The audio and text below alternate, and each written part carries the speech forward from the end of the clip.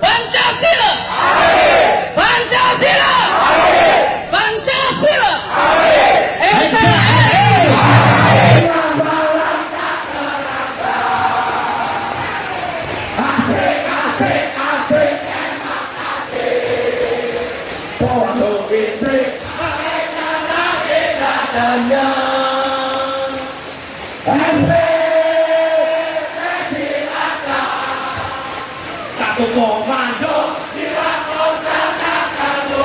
Assalamualaikum warahmatullahi wabarakatuh.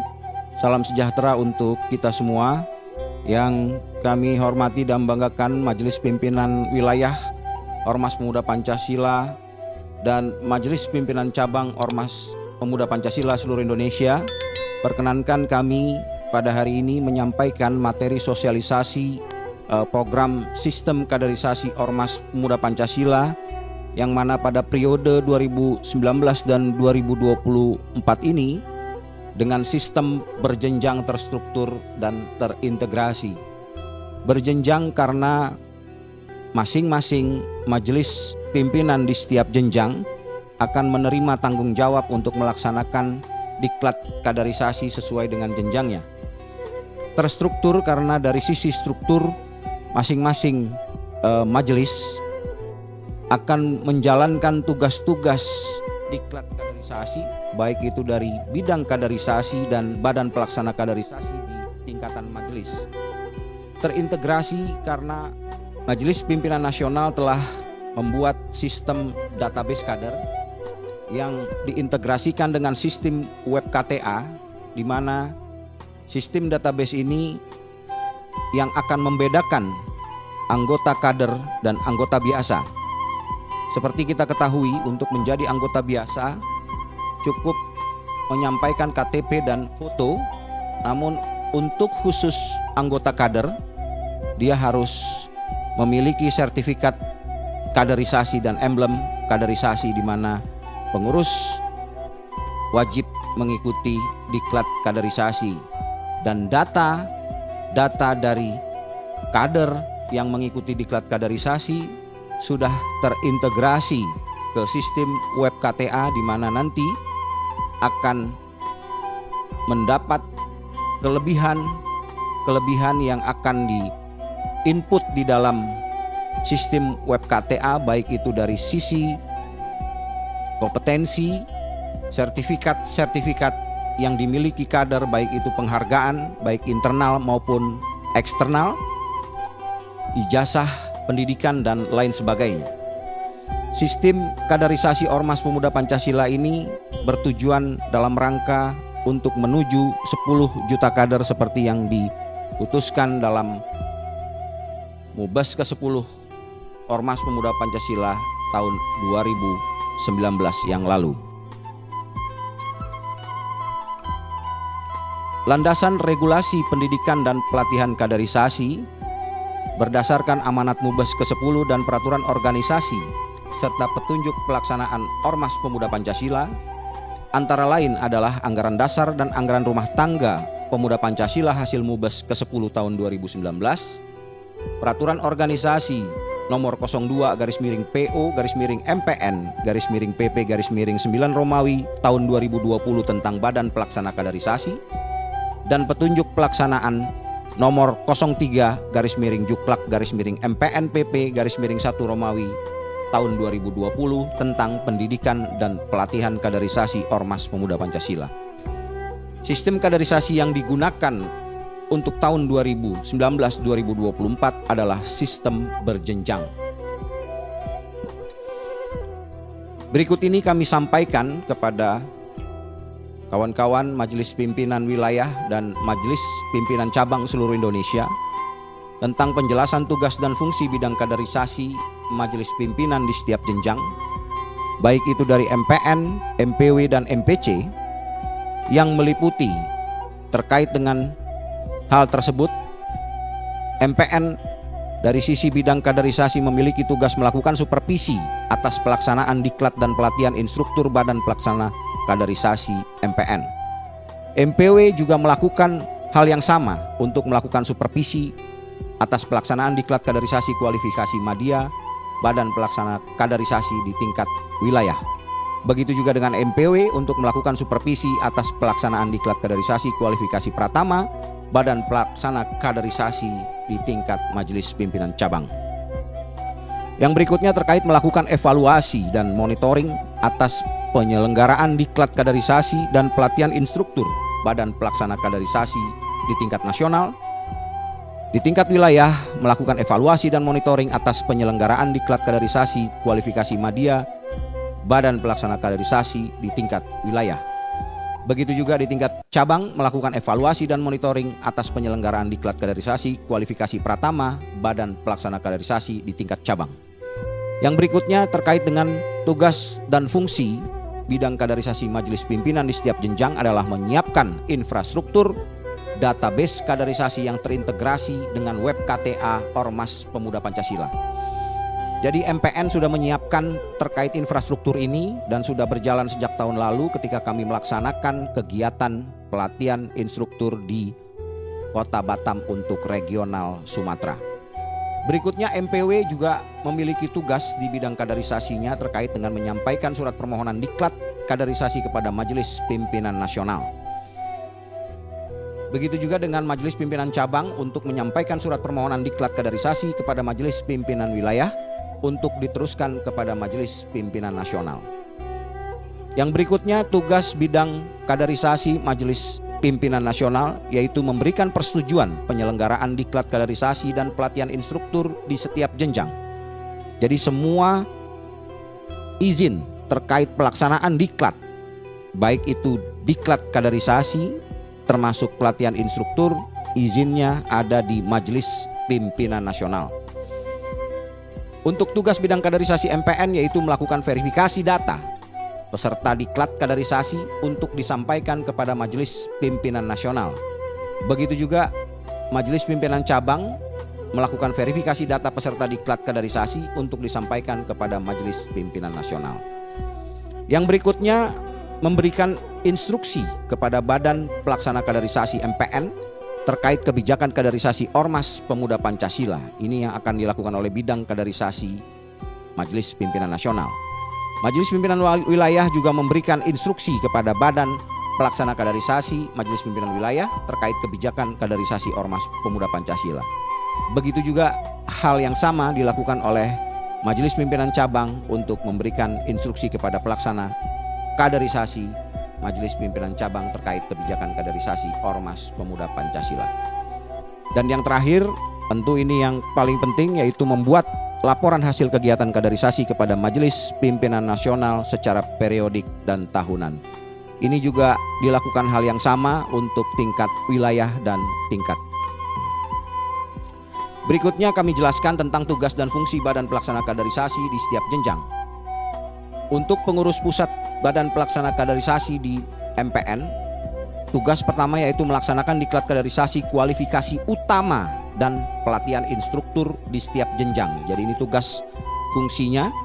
Untuk pengurus pusat BPK, mereka yang akan melaksanakan diklat kualifikasi utama dan pelatihan instruktur di setiap jenjang.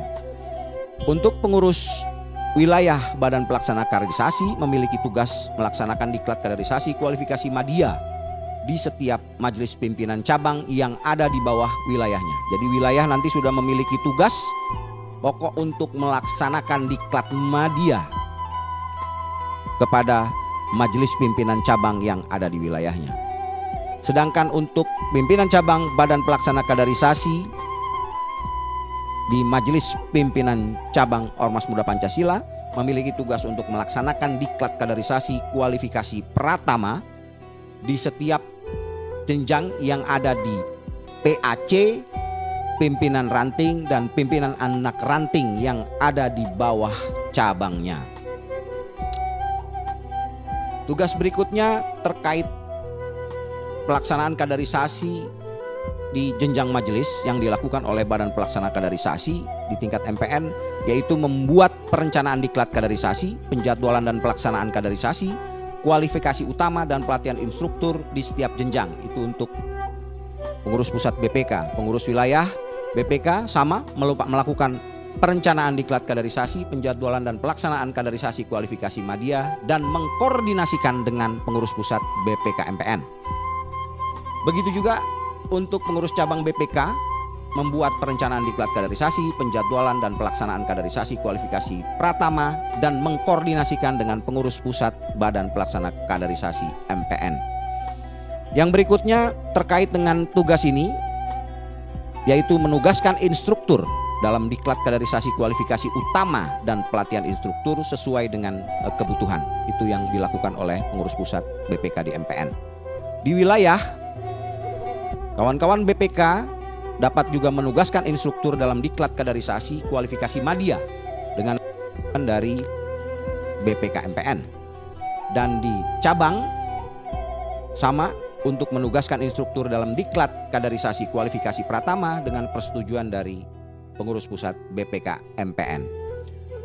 Tugas yang berikutnya untuk BPK di setiap majelis, yang pertama untuk MPN yaitu menjalankan tata kelola diklat kaderisasi dan pelatihan instruktur sesuai dengan PO dan juklak kaderisasi yang sudah disampaikan. Ini menjadi sangat penting karena tata kelola diklat itu sekarang sudah terintegrasi dengan timeline dan sistem database, dan ini juga harus dilakukan hal yang sama dengan pengurus wilayah BPK dan pengurus cabang BPK yang ada di seluruh Indonesia.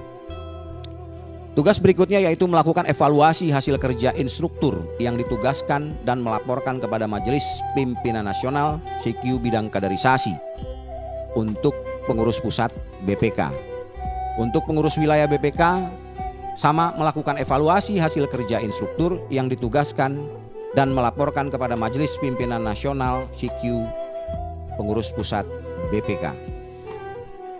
Dan untuk pengurus cabang BPK melakukan evaluasi dan hasil kerja instruktur yang ditugaskan dan melaporkan kepada Majelis Pimpinan Nasional CQ pengurus pusat BPK dan pimpinan wilayah Majelis Pimpinan Wilayah BPK. Dan yang terakhir, akan diterbitkan atau mengeluarkan surat keputusan tanda kelulusan peserta diklat kaderisasi dan pelatihan instruktur di setiap jenjang. Ini yang akan dikeluarkan oleh pengurus pusat BPK. Jadi SK seluruh diklat, baik itu diklat kader termasuk juga pelatihan instruktur, SK-nya semua akan dikeluarkan oleh pengurus pusat BPK karena sudah terintegrasi dengan sistem database yang dibangun oleh Majelis Pimpinan Nasional. Termasuk juga di wilayah dan cabang nanti akan menerima SK kelulusan, baik itu diklat kaderisasi kualifikasi media, termasuk juga diklat kualifikasi pratama dari pengurus pusat BPK MPN. Yang berikut kami jelaskan terkait dengan syarat untuk menyelenggarakan diklat kaderisasi di tingkat majelis. Ada tingkatan diklat.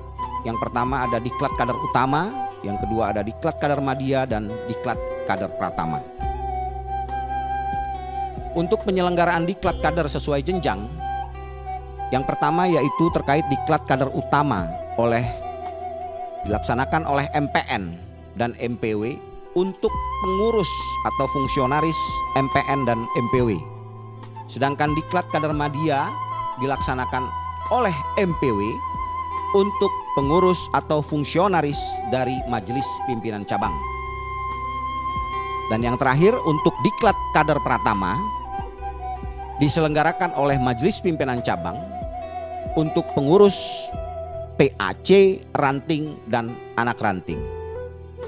Syarat untuk melaksanakan diklat di tingkat majelis pimpinan adalah majelis pimpinan di setiap jenjang harus memiliki pengurus badan pelaksana kaderisasi. Jadi kalau tidak ada badan pelaksana kaderisasi, Majelis Pimpinan Nasional tidak akan memberikan izin untuk pelaksanaan diklat secara berjenjang sesuai dengan apa yang diamanatkan dalam PO dan juklak yang sudah kami sampaikan. Berikutnya terkait dengan pelaksanaan diklat kader di setiap jenjang. Pengurus pusat BPK memiliki tugas untuk melaksanakan diklat kader utama.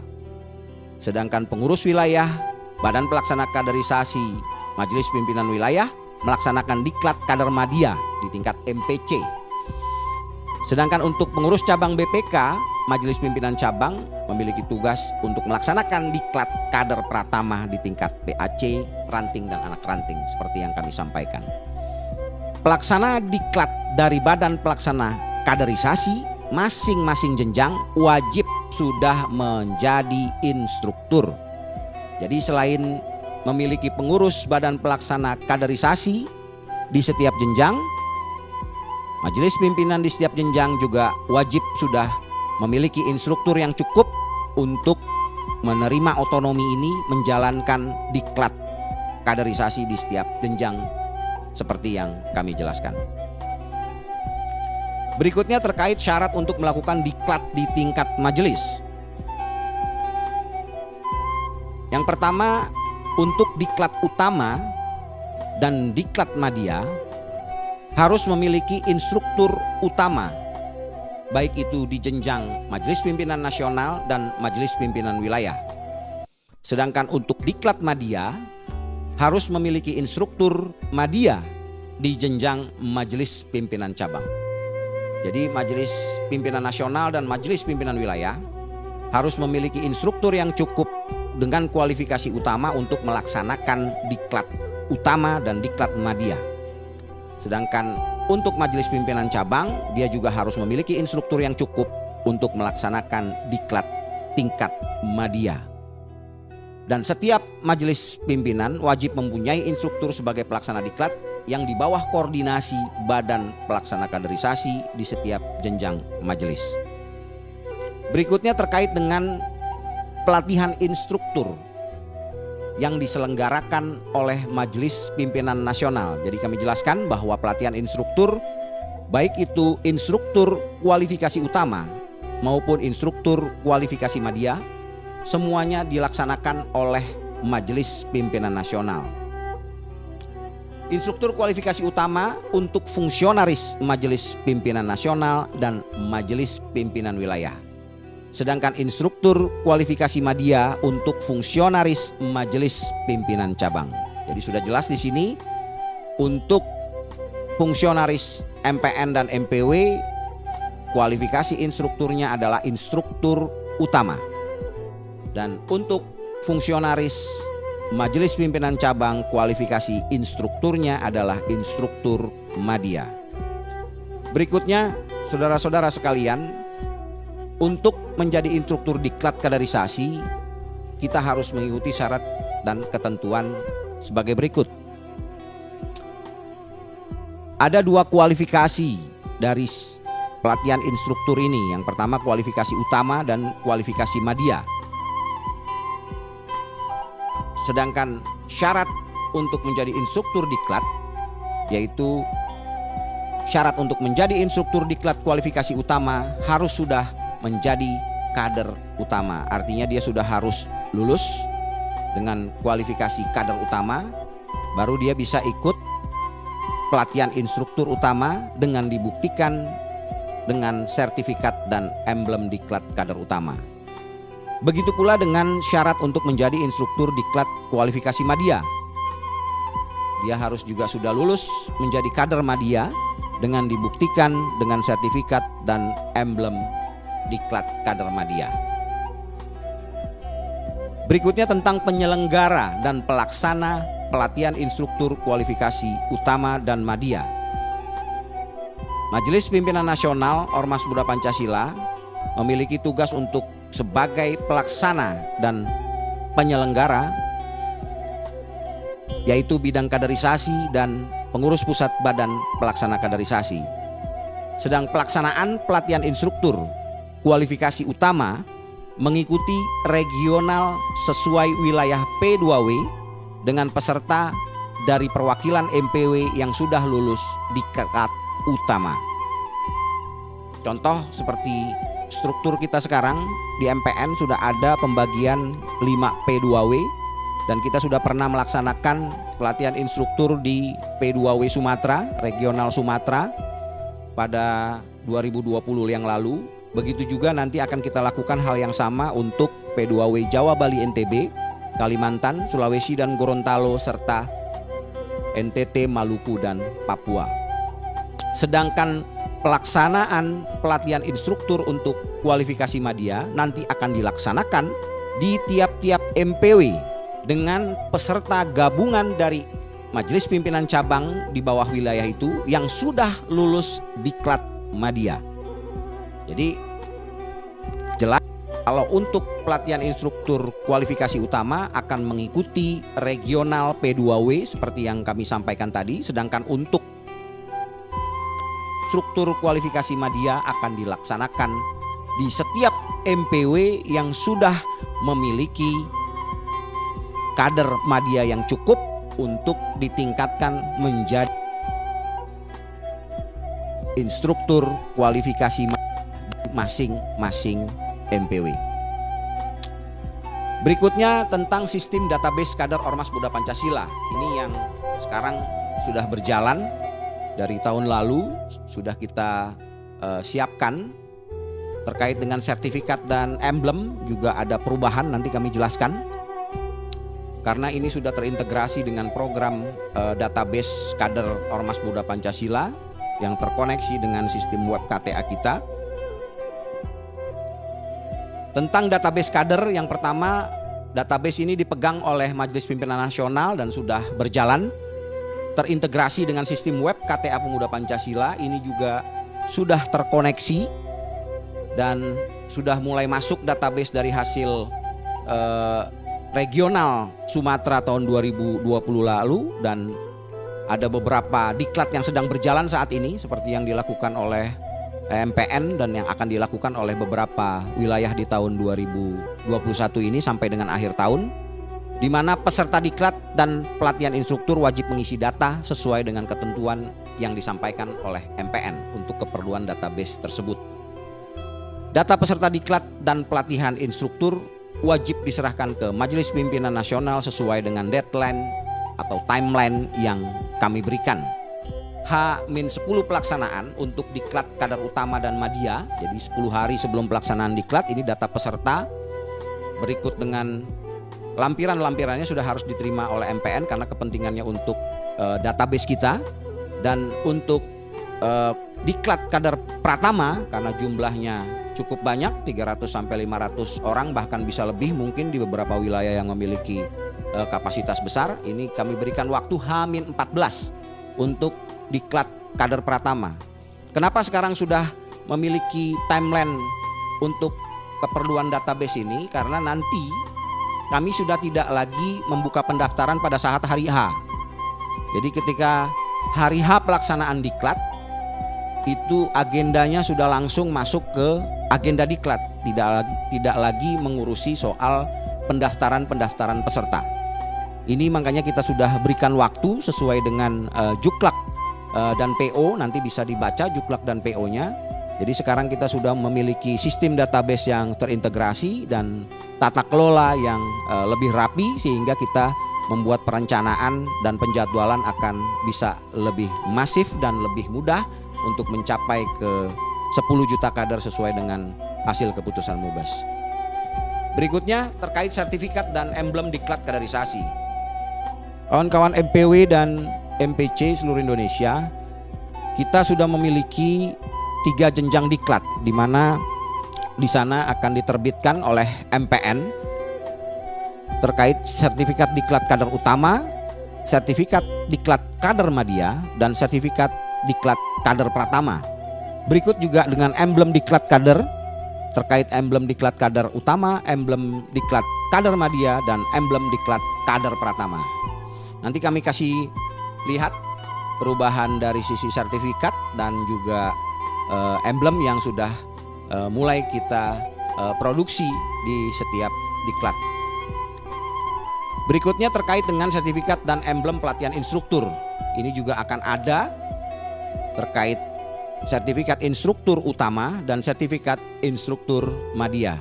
Termasuk juga emblem diklat kader terkait dengan emblem instruktur untuk kualifikasi utama dan emblem instruktur untuk kualifikasi media. Jadi sekarang kita sudah punya 2 jenjang instruktur, instruktur utama dan instruktur media.